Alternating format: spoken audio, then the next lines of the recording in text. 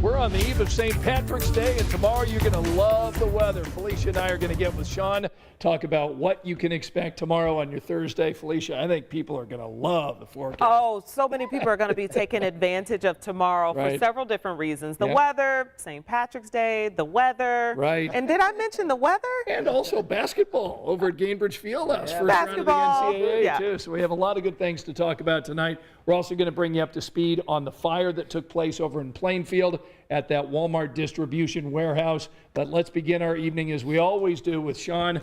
How you doing, my friend? I'm ready, man. I'm ready. Today's my Friday. It is your Friday. Good for you. I'm going to session 1 tomorrow at the field house. Wife and I, we're excited. We are excited. Yeah. And the weather, boy. You're going to get in some basketball, and then are you doing anything St. Patrick's Day? I'm sure we'll throw something in there. We'll figure it out. Okay. Yeah, we'll throw something in there, I'm sure. Love it. Let's run it down for you. So tomorrow is just spectacular. 20 degrees above average. The record warmest St. Patrick's Day was back in 2012.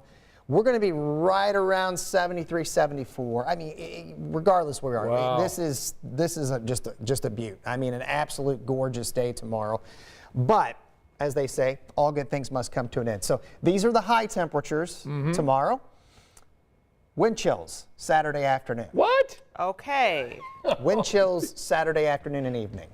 Okay. All right. Wow. That transition to go from that warmth to that cool, going to produce some thunderstorms, possibly some severe storms. I'll talk a little more detail about that coming up tonight at 11 It's o'clock. a big swing, but Yeah. we're used to it. We keep are. our coats nearby. We'll That's enjoy why it we while say. it That's why we've lasts. been preaching though. Enjoy. Hope you had a chance to enjoy today, and you got to get out there and enjoy tomorrow. Tomorrow's going to be epic. It is. Absolutely. All right. Nice. A lot of folks joining us tonight here at 10 o'clock. Tammy Sue joining us tonight from Crawfordsville, watching Notre Dame and Rutgers. Got to love college basketball, right. Tammy. So way Gotta to check out go. that score, We've Tammy. got Glenn with us tonight, Anastasia from Syracuse. We've got Teresa saying perfect weather today. Let's see. So we've got we've got almost 300 people watching on Facebook. Have others watching tonight on the WTHR Close game. news app and also on WTHR.com. Big story, though, Felicia, this warehouse fire. My gosh, over in Plainfield. We've been following this breaking news all night, all day, rather, I should say, and full team coverage on this. Just a really big story of this massive fire, and we're going to hit the weather perspective of it as well. Yeah, so let's go ahead and show you some of the video and bring you up to speed. This is a live video here. Fire crews are going to be on this scene well into the evening. This fire started 10 hours ago, so started around noon, and look, they're still pouring water on the hot spots tonight. This is this massive Walmart distribution warehouse over there in Plainfield. This fire started at noon today. They had over 18 fire departments in all battling this huge fire, and so this is the live picture here at 10 o'clock. But we want to show you some of the images that we saw earlier today. Look at the size of this fire. And just the flames alone, typically you see smoke with fires, but to see the actual flames or for them to be that size, that says a lot. It was a massive fire. You could see the smoke literally from miles and miles and miles. We were getting pictures in all afternoon from people at the airport, obviously, who saw it. Here in downtown Indianapolis. Somebody who was on an airplane sent us a photo. We had our drone up getting the video here. We were hearing explosions there at the scene. Investigators think that may have been some tires, but look, they had the ladder truck out there. Amazingly enough, despite everything that you see here, all 1,000 Walmart employees got out safely. Not one injury, according to investigators. In fact, there was one firefighter who had a slight injury and was able to get back to the scene. That's an amazing thing considering the size of today's blaze. Absolutely. They say that building is 1.2 million square feet. Right.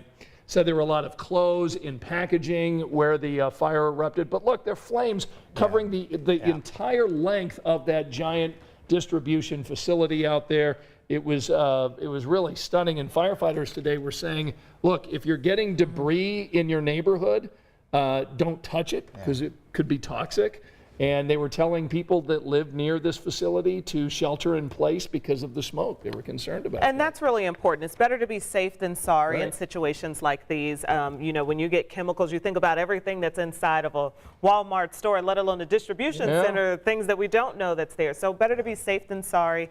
They're saying call 911 if you have a piece of debris that needs to be moved immediately, like if it's on your car or something like that. Just good call advice. 911, ask them. I was so busy doing other things. That's the first time I've had a chance to see that video. Isn't it? She's crazy, isn't Goodness it? gracious. I mean, when I got the push alert, the first thing I did was open up our radar in our app. Right. My jaw was on the floor. I I don't think I've ever seen from a radar perspective a fire. I haven't. That big on radar. I mentioned that picture from the airplane, and Sean, this was a friend of yours, right? That Yeah, took this so my friend Kristen sent this to me. I'll pop up I'm sorry, Kristen. I've got Amy's name on there. Her name's Kristen Boyd. At any rate, that's a vantage point from her flight taking Hello off. to Amy as well. Yeah, and hello to Amy. And this is the smoke on radar? Yeah, so I'm going to get in. This is the plume. Now, the radar will tell us. If you were to look at it in the summer months, you'd say that's a heavy thunderstorm. Okay. It's basically the radar detecting all those particulates, some of which drifted to Amy's place. I was using a different background, but she had some debris that had been lofted, and we had that go all the way up to Zionsville. Wow. Yeah. So again, from a radar perspective, I've never seen a plume like that. So do fires typically show up on the radar? Oh, they do when they're big Okay. enough. And when you see them on radar, usually what we see though is a much more solid or smaller core. Right.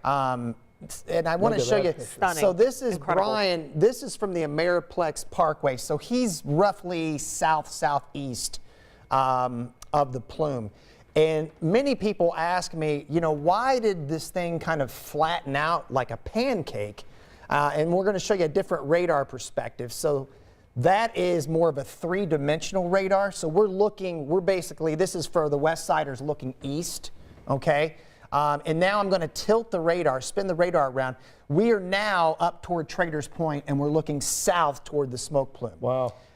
Angela's son was out on Eagle Creek today, and this was his view looking south toward the smoke. That's an incredible photo. From a distance, you'd think that was a tornado or Right, something. and so that just shows you the wind blowing it to the north. Wow. And speaking of the wind, so at the surface, the wind was from the south, but in 6,000 feet, it was a little more toward the southwest. And that's why it blew a lot of the remnant smoke over Hamilton County.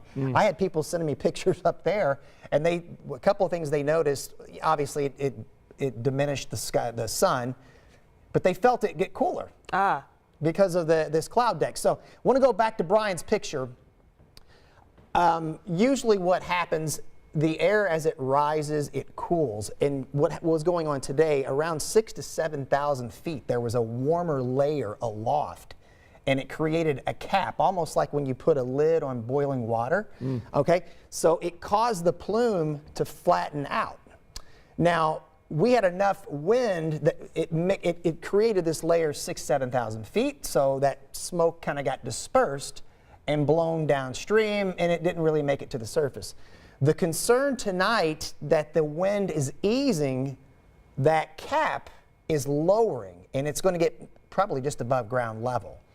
Firefighters are kind of in a race against time before this thing gets closer to the ground, because what's left smoldering, it's as opposed to being 6,000, 7,000 feet up, it's going to be just above surface. So that will create possibly, we'll have to watch this closely, maybe a little more localized pockets where air quality might get a little worse overnight tonight. Wow. Okay. So- Well, the fact that crews are still on the scene Yeah. right now, I mean, shows you just how big of a job this is. Yeah. The fact that they're still there battling. Right. this. Someone, I think their son is on one of the crews over there, and she said they were told they're probably going to be working easily the next 4 days. Yep. Wow. Yeah, I wouldn't be surprised. And Yeah. the investigators thought it might take weeks Yeah. to actually get a cause. They don't know what caused that Yeah. fire today over in Yeah. Plainfield. So we're going to continue to have more coverage for you tonight on 13 News at 11.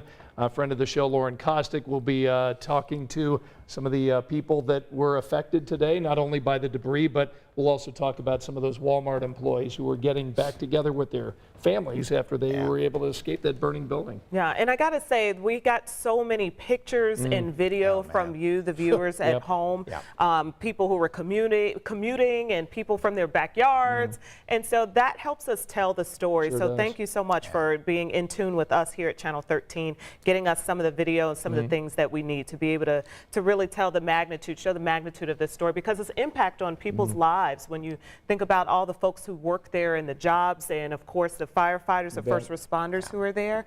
And so it's a really big impact. You know, we can't just look at it and be like, oh, that's stuff in a building. It really, it's a big company, so you know they got it. No, like this impacts a lot of people. Yeah, I mean, your heart breaks for those folks. I mean, how long are they going to be without jobs? Right. Yeah. You know, their automobiles are still, you know, so it's like, you know, you hope insurance comes in, so fingers crossed. But you know, we hear you guys, we see you guys. At least 1,000 employees they said escaped. So thankfully, no injuries, and that's we're thankful for that. All right, St. Patrick's Day is tomorrow. Who's excited about that?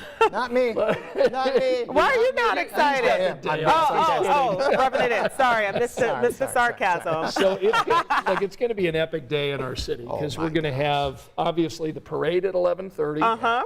And it's the normal parade route. And then we've got, of course, the NCAA first round at Gainbridge Fieldhouse. Sprinkle that in there. So basketball. 70s. Sprinkle in the weather. I do want to put up the schedule for the games tomorrow. So Colorado State, Michigan at 12:15. Tennessee, Longwood, 2:45. Then the second session tomorrow night. Louisville fan Sean Ash should be watching Kentucky play St. Peter's. And then Murray State against San Francisco at 9:40. That last game, it's a shame those two teams are playing each other because I think either one of them could be a Cinderella. I don't think either one would beat Kentucky, but those two, I think that's going to be a really competitive game tomorrow night. All right. So who do you think wins the NCAA championship? After it's all done, who is your pick to win? Felicia, reveal your champion. Okay, wait, I forgot who I picked. Hold on. Okay, with no scientific or actual real data that has played into this, I'm going to go with Seton Hall because I got down to North Carolina versus Seton Hall, and because North Carolina wins all the time, I went with Seton Hall. All right, I like it. I like it. There you go. Who do you have winning it? I've told our, you remember Ben Hill, he's a big Kentucky fan. I've told Ben all year, I said, your team is my pick to win it all. I'm going to stick with it. That's going to be hard for a Louisville fan to choose Kentucky, hey, look, right? man, sometimes you got to take off the blinders, you know, and you just got to be real about it, okay? I've got Gonzaga winning it. I think Gonzaga is going to get it done. I mean, I don't know. We'll see how it goes. They're looking good this year? That's right. Glenn says IU or Purdue. I've got Purdue in the Final Four. I'd like to see Purdue get the Final Four. That would mean a lot to this area, to us. Sure. Yeah, I'd love for a deep run. As I told my wife at dinner, I hope I'm completely wrong about Purdue because I had them going out early. So I hope I'm wrong for her sake. Yeah, you remember what happened last year, right? And it didn't go very well. So lots of other people. Liz says, Felicia, you are so funny.